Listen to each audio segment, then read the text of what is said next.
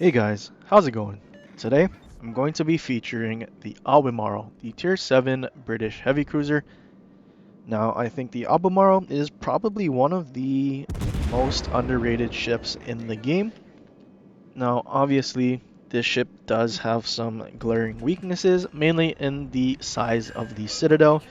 It is absolutely massive. However, if you are able to utilize this ship and sit behind islands, farm, and also know what types of ships that you can use the hull to angle and bounce some battleship shells, you will pretty much have a pretty successful game. The Albemarle is pretty good at angling to bounce some battleship shells, specifically 380mm guns, because the casemate of the ship is 27mm.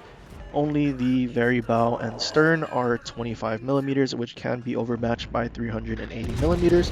However, if you are actually sailing around and not just sitting bow in, you should have no problem angling and forcing the enemy battleship to hit your casemate instead of the very bow and stern, which, if you are moving, is a lot more difficult to actually hit. If you're ever actually able to do what I'm doing here, which is find an island in order to lob over, the Albemarle's main guns are essentially a combination of the IJN and also American guns. It has the IJN HE Alpha, and then it has the American shell arcs, so finding islands that you can lob is not actually that difficult. Now, the build that I'm actually using in this game is the new heavy cruiser build that I have been messing around with, which is having that range mod for 10% in the 4th mod slot, and then slotting double fire in the commander skills on Bruce Fraser. So right now I do have a 22% fire chance, and then also 17 kilometers of your main battery firing range, which is very good for a heavy cruiser. Now, if I were to be using the reload mod, my main battery reload would be 11 seconds. And then using the range mod, right now my reload is 12.5 seconds. So we do lose out on 1.5 seconds of reload. However, gaining 5% more fire chance, buffing us up to 22%, is actually quite good considering using Azur Lane Atago with her special arsonist skill. It has a 25% fire chance, and you have around a 13-second reload, give or take. So right now we are pretty much a HE spammer, and simply having just such a high fire chance. The inspirations that I am using on this build, I believe, are Mikawa and Swirsky in order to get my detection down to 9.5 kilometers. The Albemarle radar is 9 kilometers, so there is about half a kilometer of wiggle room that a destroyer could possibly sail around and detect us in. However, half a kilometer is still a range that we can play around and still have a relatively effective radar. Although, if they can figure it out and we aren't able to surprise them, they will most likely be able to avoid our radar and stay undetected. If you ever find yourself in a game of domination, be sure to go towards an objective and find a spot that you can be safe from enemy battleships, and then you can have a very effective radar which could cover an entire capture point. Now, having extremely floaty guns, because it's American shell arcs, it is quite difficult to land shells on destroyers at range, which you have just saw there. Now, there is an enemy Suzuya that is pushing our flank, and, well, we do have an opportunity to try and surprise him while he is trying to chase down our friendly destroyer. Now, the Albemarle AP is actually quite good. Even though it is short fuse, you can definitely citadel many cruisers. However, don't expect this ship to be able to citadel other ships like a Baltimore can. The penetration at about 12 kilometers is only slightly above the Mogami, and of all the heavy cruisers with 203mm guns, the Albemarle is towards the bottom of the list. But being here at 6 kilometers to a Suzuya, there is definitely more than enough penetration in order to citadel his broadside. And being a heavy cruiser, these shells definitely do hurt. With the enemy Suzuya sunk and most of the enemy team being on the other side of the map, this Charlie objective is pretty much free for us to capture and then also farm the other ships on the other side. The only remaining battleships do not have enough of a caliber in order to overmatch our ship. The last two battleships on the enemy team is a Brandenburg and an Odin. We got some very nice matchmaking, and well, we can pretty much bow tank them to our heart's content because they will struggle to deal any damage with armor-piercing shells. Now, for the sake of time, I'm just going to speed things up here as I simply capture this objective and then head over to the other side of the map to deal with the remaining enemy ships. So far, we've been pretty fortunate in being able to conserve most of our HP, and well, we do still have 3 super heals, and we really haven't taken much damage, about 1 bar, so we can definitely play a bit more aggressive and utilize our HP and repair party in order to try and kill off the remaining enemy ships. The enemy team does still have a Saipan, so I do have to be extremely cautious as I push in, because if he does come after me with torpedo planes and I am trying to angle towards these battleships, I am either going to eat all 4 torpedoes, or trying to angle to the torpedoes I will be broadside to the battleships, which will not be a very good situation. Unfortunately, our friendly goes down to these 2 battleships, and our last remaining battleship is behind me around Charlie. He sailed from the middle of the map all the way around Charlie, even though there was no ship for him to fight on that side after the Suzuya went down, but he still decided to sail around the edge. I'm not really sure why, but that was simply not the right play. The enemy lightning does get spotted, keeping the Odin alive in will to rebuild. However, carrier torpedoes, you can't survive those, and well, the Odin finally goes down.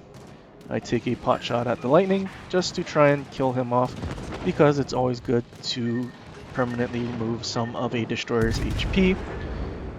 Now that there is just a Brandenburg, and we are still pretty healthy with 3 super heals remaining, we can definitely just simply stay angled and tank most of his shells. And as you saw there, even though he had bad dispersion, the one shell that hit us definitely didn't do any damage because it is ricocheting off of our hull. The Brandenburg damage con one of our previous single fires, and well, now we have set him on a permanent double fire. The enemy Saipan is now spotted, and he is still coming after us, since we are the closest spotted enemy ship. I do start focusing the Saipan, because getting him off the board will allow us to disengage when we need.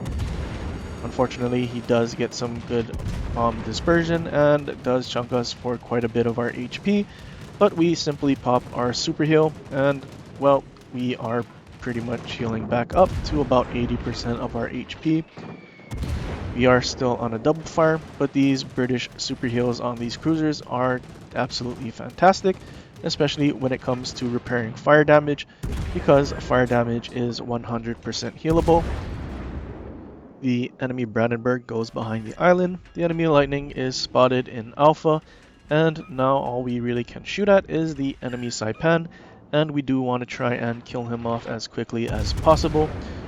With him sailing broadside, I do switch to armor piercing in order to try and citadel him.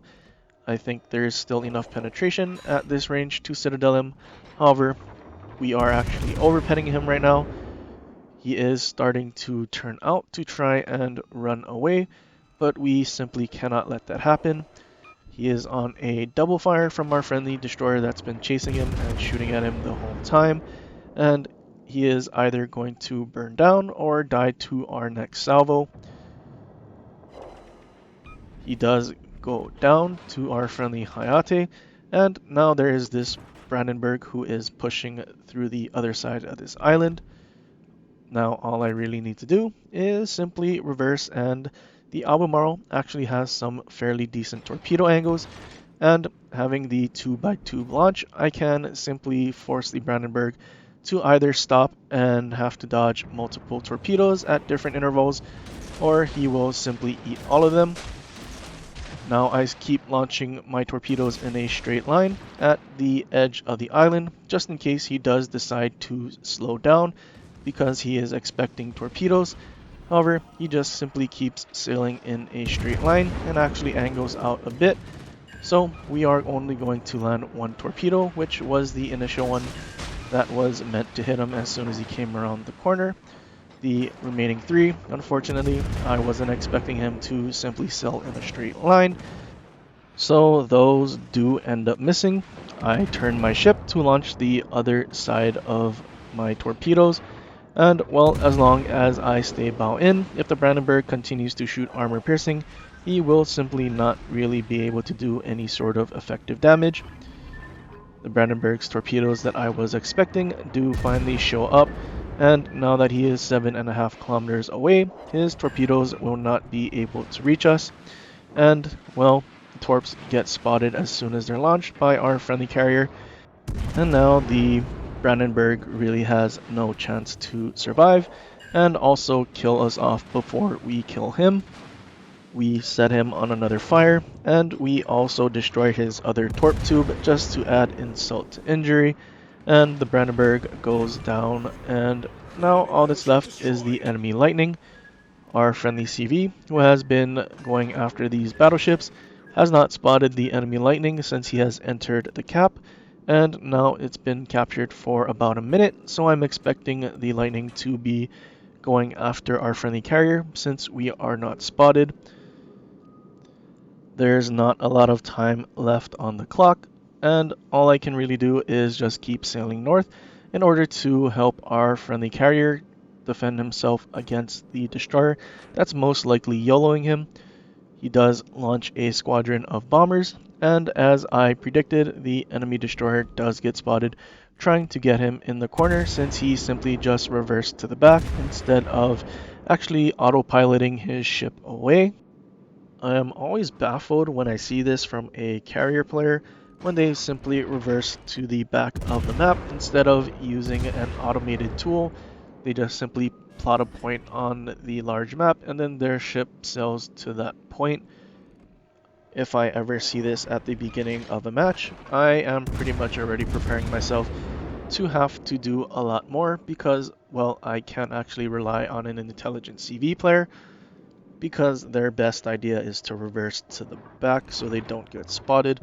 Although the best way to not get spotted is actually move your ship to where your team is and where your team is actually succeeding, not just reversing to the back. With a few seconds left, the Lightning is actually not able to depth strike our friendly CV because he simply didn't launch all his torpedoes quick enough, which is a bit tragic considering that he sailed all that way in order to try and kill him. 180,000 damage and 3,700 base XP. Our friendly CV that reversed to the back of the map, 1,500 XP, which is with a 50% bonus. Like I was saying, this is pretty much what I expected. Anyway, the Albemarle is definitely not a weak ship as long as you can figure out how to play around the weaknesses, which is basically the large citadel. As long as you're not charging into battleships that can overmatch most of your ship, basically 406mm guns or higher, you should be able to do fairly well. Going into my build, Bruce Fraser with the double fire skills, and then I also have the Swirsky and Mikawa combination for concealment, and then in that fourth mod slot I am using range simply to get some more range and keep a high fire chance, which is an alternate way to, I guess, build your cruisers, which is what Wargaming was going for. Although all I really think this is just making cruisers better at causing fires. Anyway, that's all I have for this video. I hope you guys enjoyed, and if you did, leave a like and subscribe for more, and share it with your friends, or leave a comment down below for other ships you want to see in the future. But until next time. Aloha.